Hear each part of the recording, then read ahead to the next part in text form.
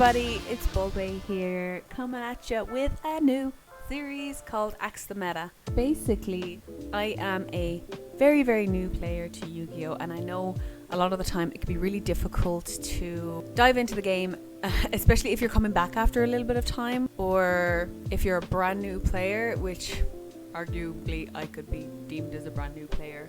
I am very bad at the game. I'm trying to get better, and I think we can get better together. So what I've done is I'm going to go and talk to some of the best players out there at the moment and see if I can learn some of the decks. So you don't have to learn the decks. I will learn them for you. I will do that for you. Then I'm going to see how I can take them down. So basically, where we hand trap, what hand traps are best to working against these certain decks.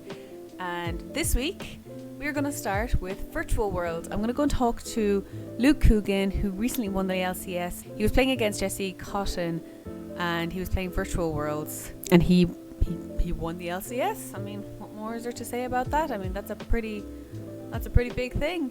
And then I'm also going to go and talk to Daniel Heffernan. He came top 4 in the same event, and the two of them test together quite a lot, and they have agreed to come on and help me learn how to play Virtual World. So I'm really excited about that. And then from learning how to play Virtual World, I'm going to see if I can pinpoint the weak points in the deck where you can use certain hand traps, like where you should Ash. Ash is a very straightforward one. Which card should you Ash?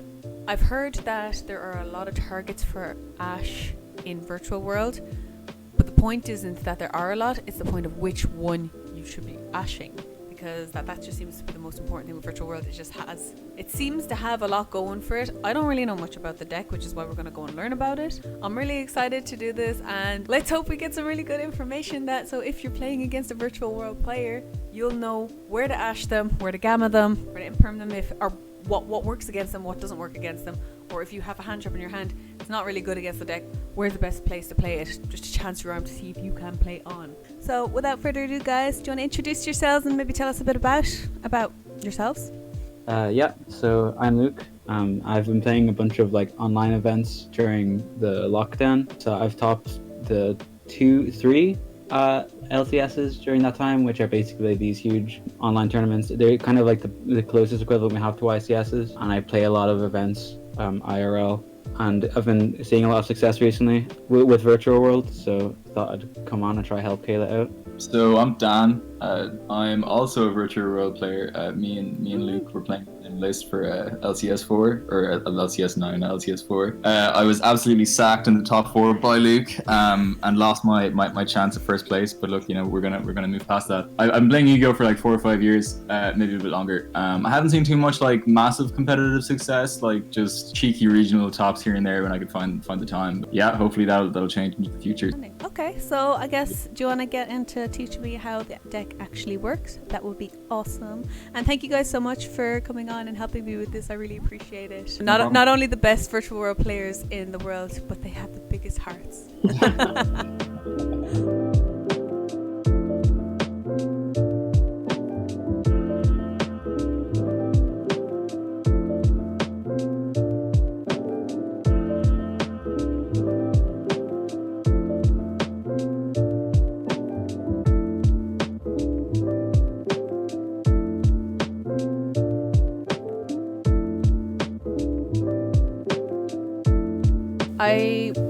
I'm gonna just talk about what is the best things what are the best hand traps to use in your opinion. So I would make the prediction that Ash is a really good hand trap to play against Virtual Worlds.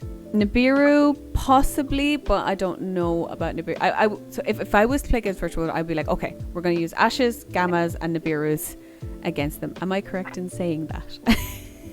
I'm getting deja vu to a conversation me and Luke actually had today about this. Oh, really? Yeah, because